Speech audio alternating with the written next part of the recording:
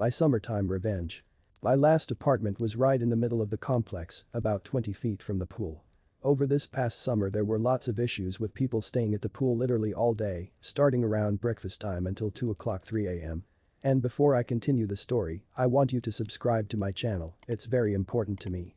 Lots of drugs, alcohol, fights, and loud music every freaking day and night. Ops were called nightly, a flurry of complaints went to complex management and their corporate overlords, with a dismissive as their helpful response. Those of us who lived around the pool were at our wits' end until I had a genius idea in late July. There was a party still raging at 1 a.m, so I set up my Bluetooth speaker under a bush, cranked the volume, pushed play, and I hit repeat. It was Baby Shark. It only took one replay to make them leave. I did it again every time a party lasted past midnight. People got the hint pretty quickly and never came back. It was glorious. Geneva Convention has entered the chat. The complex managers need to set opening hours for the pool, signage, and actually police it. They have signage, locks, and sent us passive-aggressive emails all summer, but that's about all they even bothered to do. I suggest hiring a security guard for overnights, but was told absolutely not. Even just random checks. They might not have any real legal standing here in terms of issuing breach of tenancy notices, but if the individuals responsible can be identified and reported to management, maybe the sending out of some terse correspondence and legalese directly to these specific persons might be effective. If they ain't gonna pay to the legal fees to fight the person, and their lease will more than likely be long expired by the time they can actually go to court. It's gonna be hard to get loads of people to leave a booze drug pool party during summer. Oh no, it's super easy, barely an inconvenience. My vigilante justice was more effective than the police. Your complex needs pool hours. Most close at 9 or 10 p.m. where I live. The apartment complex I used to work at, we closed at 10 p.m. 6 days per week and midnight on Fridays. Memorial Day through Labor Day. At my complex, the hours were 10 a.m. to 9 p.m. Didn't stop some folks from partying until 4 a.m. I don't care unless they wake my kids. The youngest is cranky when woken and nobody wants to deal with that. Karen left diet books at a little library by a playground. She caught me chucking them out and had a dummy spit about how it's knowledge and I shouldn't throw them away. She said she would throw me on the ground and said I looked like I had a mental problem. Kept calm and didn't argue with her, let her make a fool of herself in front of people as she jammed her stupid books back in there. As soon as her back was turned, I put them in the bin with the rest. In hindsight, perhaps I should have suggested she ask for a refund because clearly they didn't work. I live in law and have definitely removed copies of Dianetics et al. From little free libraries. I'll have you know that Dianetics held up one corner of my old sofa for at least 2 years until I could find another couch I really liked. My nephew took the old couch and the book and got even more use out of it. I love this story and I will be telling it with attribution. WTF is Dianetics? I assumed it was a misspelling, but now I see it must be a real thing. To call it a real thing is being generous. It's basically a novel-length sales pitch for Scientology, disguised as a self-help book and full of lies. You obviously weren't around in the 1980s, they used to run so many fucking commercials peddling that bullshit book. As someone raised in Scientology, I thank you for your good deeds. Oh dude, I'm sorry, it sounds particularly hard on children. I'm glad you got out. Same. Always happy to connect with others who have been through it if you ever need to chat with someone who truly gets it. Funny story about Dianetics. I own gas stations and one time someone left a case of those books lying out in the parking lot. After a month of it sitting in the back unclaimed, I put a $20 price tag on each of them and sold the whole case. I apologized to the world as I did not understand what they were at the time. Edit. Apparently even autocorrect hates Dianetics. Diabetics. Never seen one of those, but Scientology definitely does not get taken seriously here anyway. Reading the memoir of a former Scientologist, she left California and lived in Aus briefly, and it was the first time she had ever heard anything negative, and she received a lot of verbal aggression on the street from strangers. The Aussie branch was not exactly thriving despite her being told there were heaps of Aussie Scientologists looking for support. We have a strong disdain for stuff that doesn't pass the sniff test, such as weird new churches. Haha, another thing to love about Aussies, they haven't even tried to set up as a religion here in Norway. First off, religious congregations are required to keep books with lists of members, and these books must be accessible for external auditors. Part of the taxes collected is the so-called church tax, and this is shared out to every religious organization based on recorded number of members. Yes, the Catholic Church has been caught red-handed in inflating their numbers. Not so sure about that. The last PM was in a cult and everyone seemed basically fine with it. The car dealerships and trying to upsell you. Took my car in for an oil and filter change. Oil and filter. That's it. Sat waiting in the Toyota lobby for this to get done. For some reason it takes an hour and a half. Guy comes back with my key and proceeds to tell me that the air filters are dirty. Also tells me I need new brakes. We are in the lobby and it is full of people sitting around and waiting for their cars also to be finished.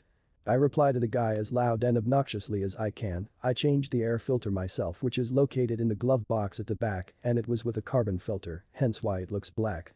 I had one set of brakes changed toward the tail end of 2020 with ceramic brakes that were rated for 100k miles of use, and the other set of brakes were just done this past summer after a trip to Colorado and squeaking that was occurring.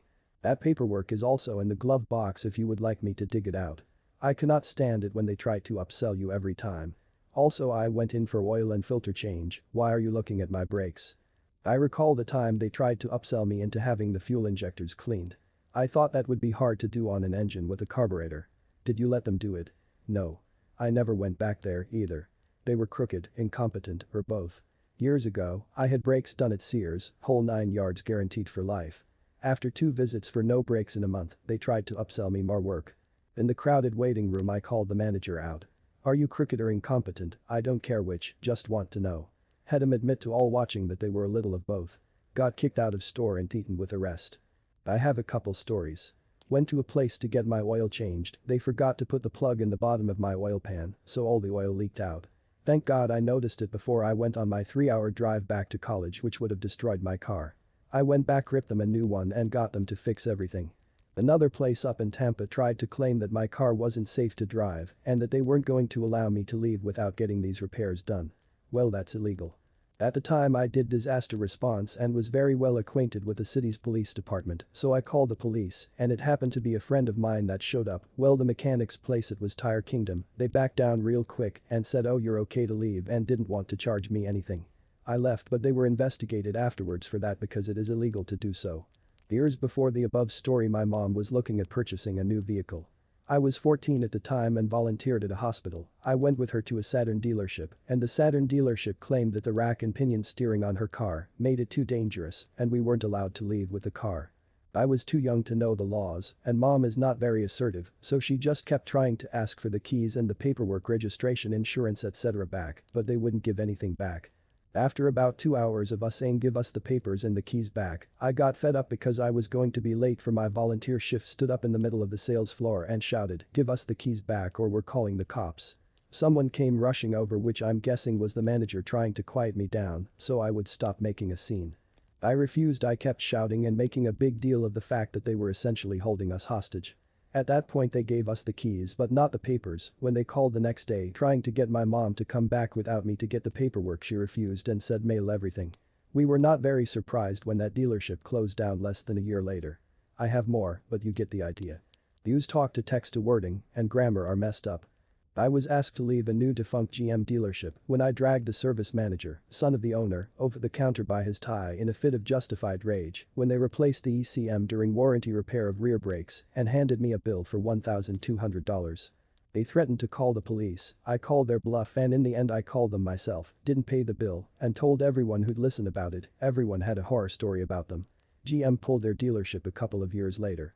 Sheridan in Pickering, Ontario. I looked up what ECM means thinking it was something small, but the engine control unit, surely it's not safe to just replace the control unit of an engine, or at least it's a risky repair. Not to mention they did it for no reason on your dime. That's a lawsuit you could file right there. The likelihood that they actually swap the ECM is just about zero. We've all wanted to do something like this, but I would recommend against it in most locations these days. You got lucky that they let it slide out of embarrassment and not wanting the bad publicity, not because you were justified in assaulting someone. You would have gotten out of the bill no matter what, but could have ended up in handcuffs after they showed your angry ass dragging the dumbass across the counter, or received other legal troubles after the fact if he decided to play up injuries. Took my car to the dealer for an oil change and safety inspection. 3 days passed. They did not call, and all our calls went to voicemail. Never received a return call. Went in. It wasn't done. Claimed I needed new brake pads and new spark plugs. I showed them the receipt from when they had very recently done that service themselves. Asked for the car back. They claimed all the wheels were off and it failed the safety inspection. For broken twilight. Sent husband in. Wheels miraculously on car. Tail light miraculously was never broken. Oil not changed. Left and never going back. Share that business name and your experience everywhere. People need to know to avoid these types of places. Done. We bought the car from them and had them service it exclusively up to that point. Then the service manager who we liked and trusted left. The woman who lied to me repeatedly was furious when I called her out on her lies in the nicest not Karen way I could manage. The voicemails on their phone tree went directly to an inaccessible voicemail for someone who had been fired.